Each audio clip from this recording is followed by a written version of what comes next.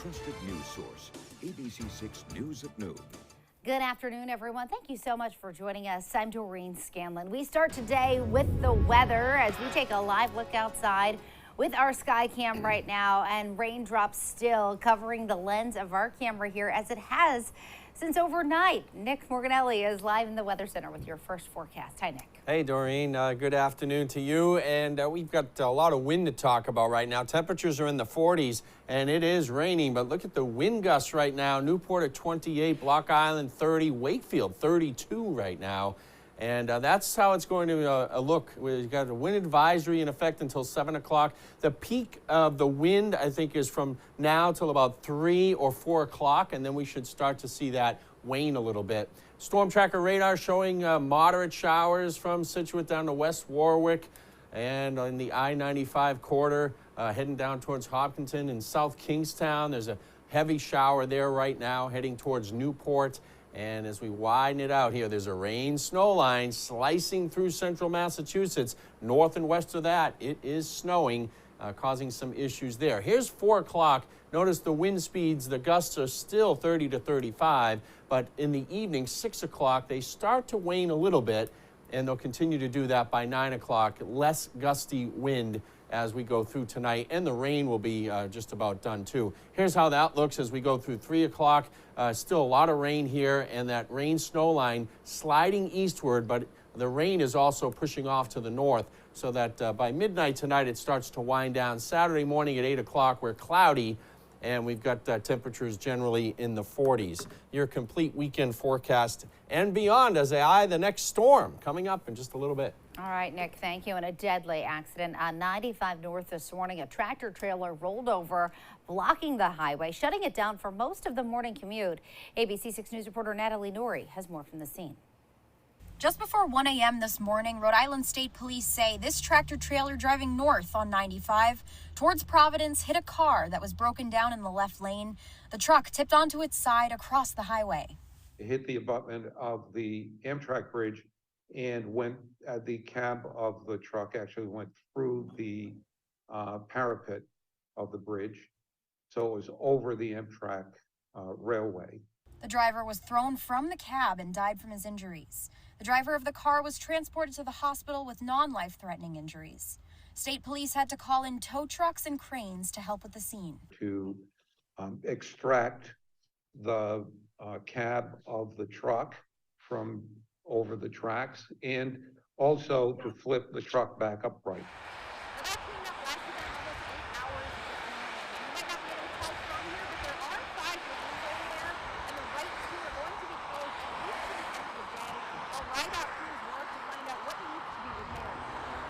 RIDOT is keeping the on-ramps from Route 10 to 95 North closed as of now, but bridge inspectors will be working through the night to assess the damage and see if all can reopen tomorrow. If it is safe to reopen, we'll reopen it in the morning.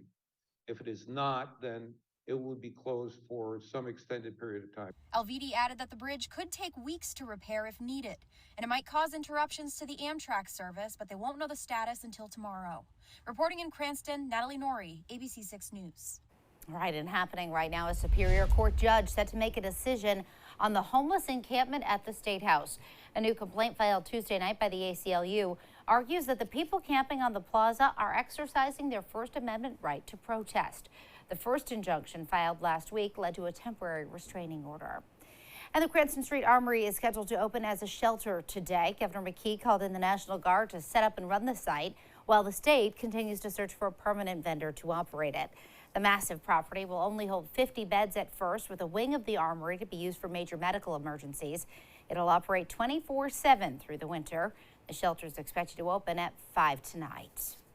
And now to a focus on our schools. Education Commissioner Angelica Infante-Green in the hot seat last night, answering questions about the turnaround plan for Providence schools.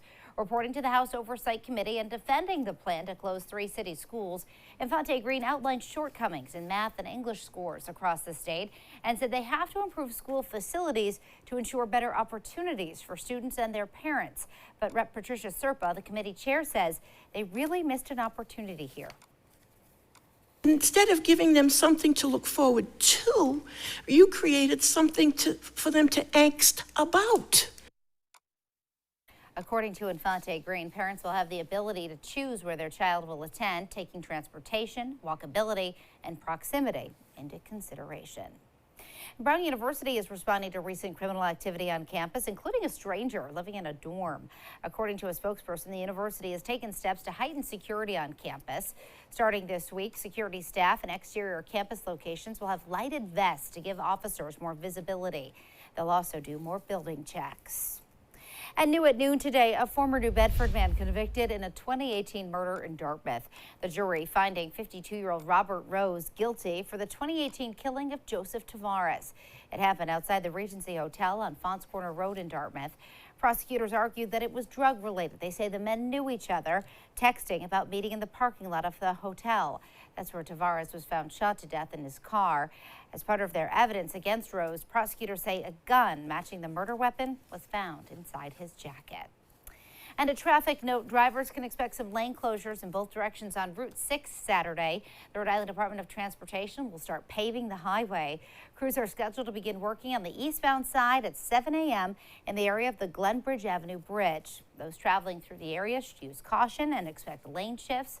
A second round of paving will take place on the westbound side on Monday from 6 a.m. to 2 p.m. And still to come here on ABC6 News at noon, we'll have the latest in the Idaho murder case as investigators comb through new tips about a white car just spotted on video nearby. And the holiday travel season ready to kick into high gear just as Mother Nature wreaks havoc with storms across the country. And later, we'll meet a mom who takes the Christmas calendar to the extreme, planning the holiday down to the nitty-gritty details.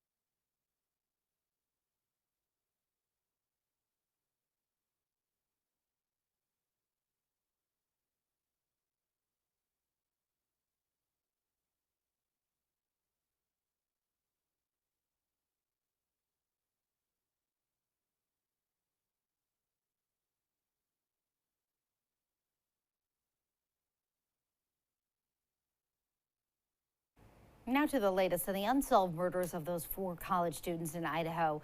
Police are sorting through the records of thousands of cars matching a vehicle of interest caught on surveillance camera. ABC's Mola Lengi has the details. This morning, as students at the University of Idaho head home for winter break, the killer of 4 of their classmates still on the loose. Through our tips, through our leads, some of the evidence that came in, we start to identify patterns. Police now revealing they're going through 22,000 cars that match the search criteria of the one they're looking for, a 2011 to 2013 white Hyundai Elantra, like this. The car resembling this grainy image they're now investigating, captured on a gas station security camera, taken around 3:45 the morning of the murders. Employees at that gas station telling ABC News they told investigators the car took this route, heading in the direction of the victim's home.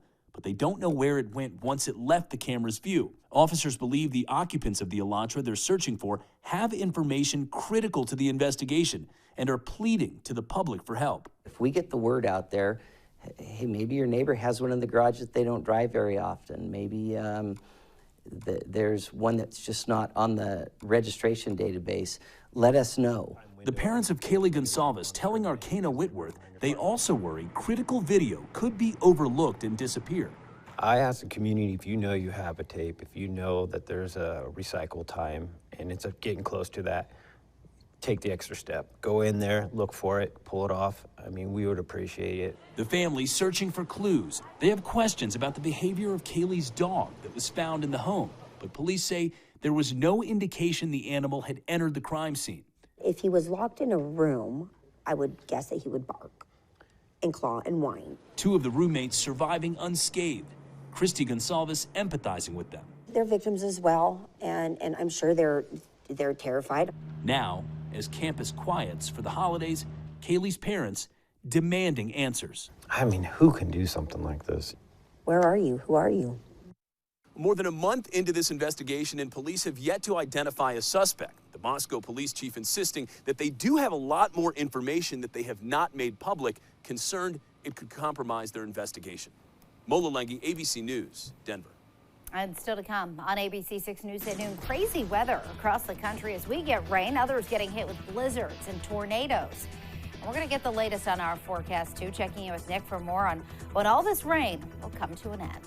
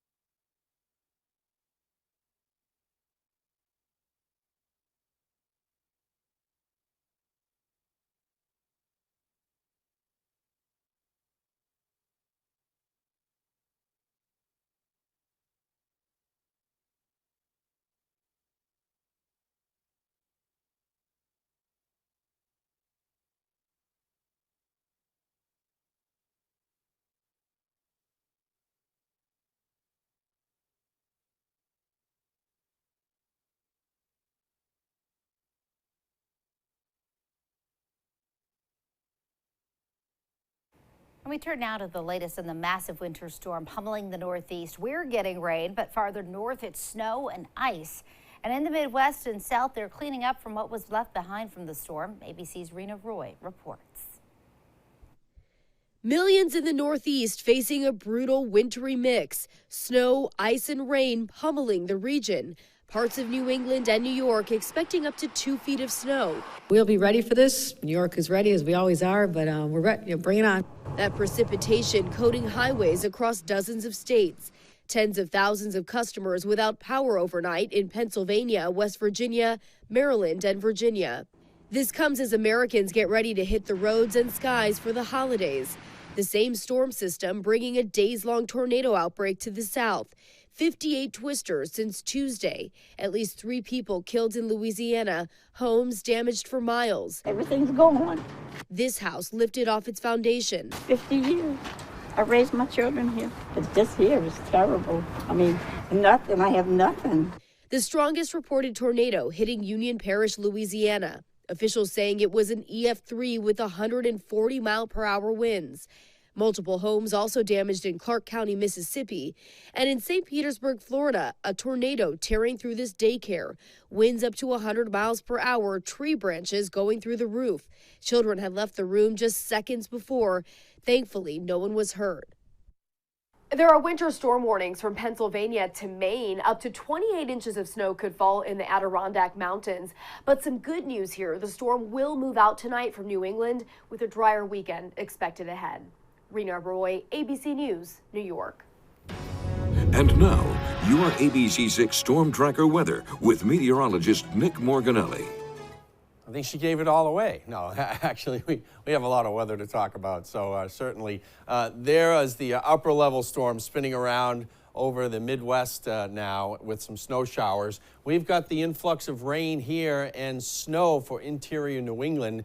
They've already gotten several inches of snow, especially in the higher elevations. There's a winter storm warning all across northern New England, including western Massachusetts.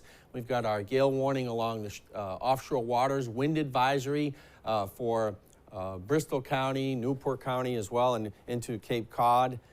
And for us, we're looking at this storm continuing all day. It will start to taper down late night tonight. You see that rain-snow line right there, pretty much from Portsmouth down to Worcester now along the I-84 corridor. It's going to pretty much line up with I-84, so that north and west of that line is where the snow will fall, and south and east of it, the rain will continue.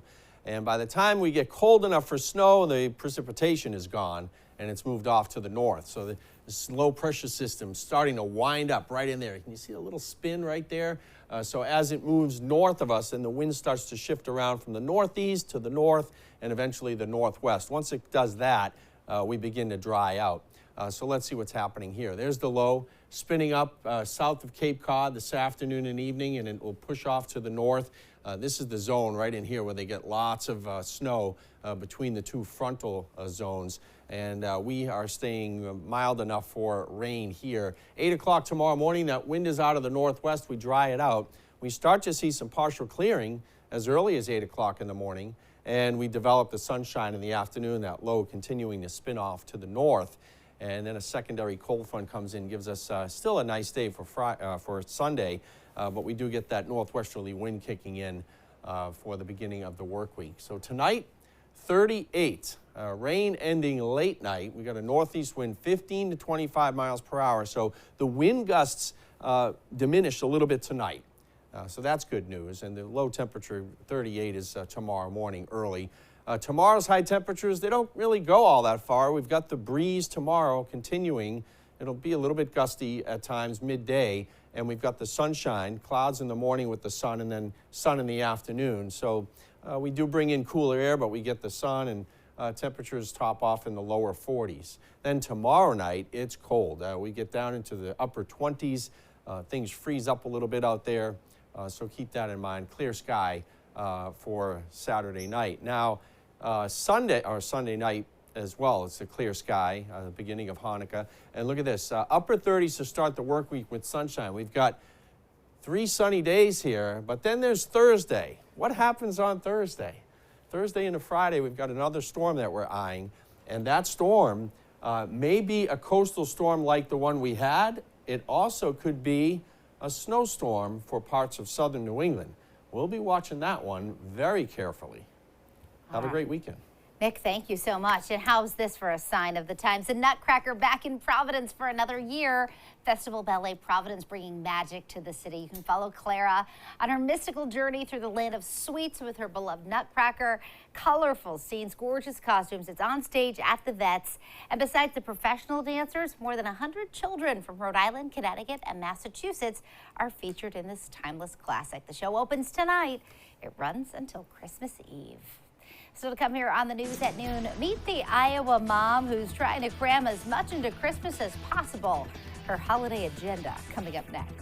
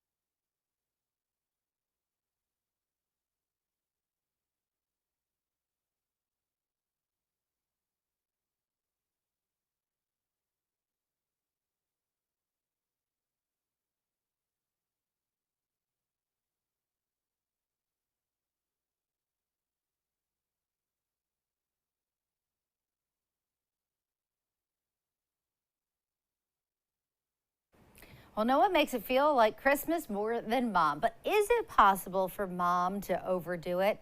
No, but ABC's Will Gans found one mom in Iowa who might just come close. When it comes to celebrating the holidays, you've got to go in with a plan. First, we'll make snow angels for 2 hours, and then we'll go ice skating, and then we'll eat a whole roll of Toll House cookie dough as fast as we can, and then, to finish, we'll snuggle. And one mom in Iowa is making Buddy the Elf look like a slacker. She's wearing like a jingle bell around her neck right now. She is very into Christmas. There are multiple trees. She's really centered around Christmas. This is her Super Bowl and then some. Khaled El Khatib sharing mom's annual Home for the Holidays email. This year's schedule spanning Sunday to Sunday. When Khaled and his younger sisters arrive on the 18th, the schedule says there will be puffed popcorn, Chex Mix, and various candies available for grazing throughout the day, to include jelly beans and peanut M&Ms. I kind of know what foods they like, but that's why if you saw, they have options in there. Because if they need something changed up, or if it's not what they want because they had it the last time, then I'm open to those suggestions. Some days' schedules are locked in. Janet says Monday is a work day for all, with chili and fresh bread for dinner. Friday, the ladies are getting manicures at 11:30, but other days have options like Thursday. Is there any interest in a bourbon tasting? I think that's why everyone on the internet is hoping for an invite to Christmas.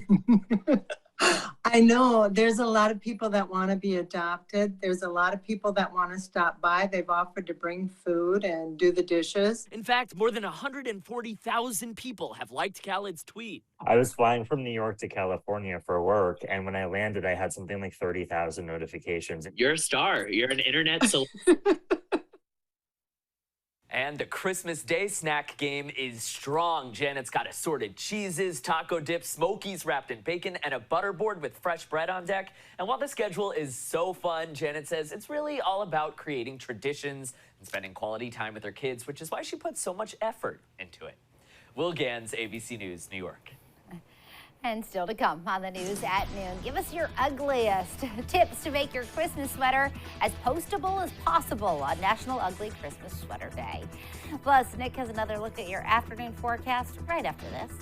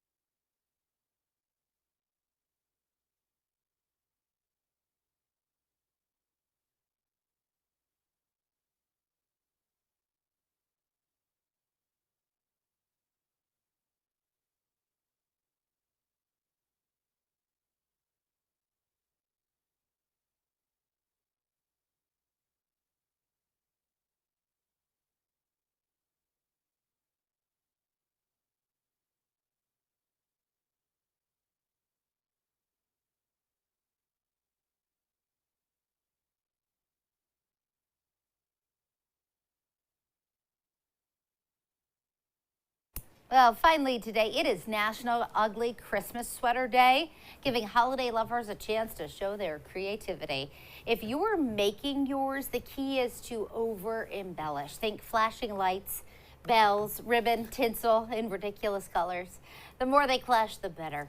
And you can post a pic on social media using the hashtag Ugly Christmas Sweater Day or hashtag Christmas Sweater Day and share your ugliest. as postable as possible, Nick. I have one that the light keeps breaking. You know, Oh, the LED, it actually but lights it's a up, snowman though? stabbing the other one with an icicle. Some of them are so creative. Yeah, they really right? are. It's yeah. fun. Yeah. All right, so you ready for the weekend? Yep. It's looking brighter. Check it out. No rain this weekend. We have a brightening sky on Saturday. We'll get Saturday afternoon sunshine. It's sunny on Sunday, and it's sunny Monday, Tuesday, Wednesday, and then Thursday into Friday, we're eyeing another storm. It could be like this one, and it could be colder, which means, well, you know. Yes. And I'll let you know on Monday. That's a long way off. Yes, let's pencil that in for Monday. Okay. All right. In the meantime, we'll get through this rain and enjoy some sunshine Absolutely. this weekend. Have a great weekend. Thank you. You too. And thank you, everybody, for joining us for the news at noon. The news continues first at 4. Have a great day.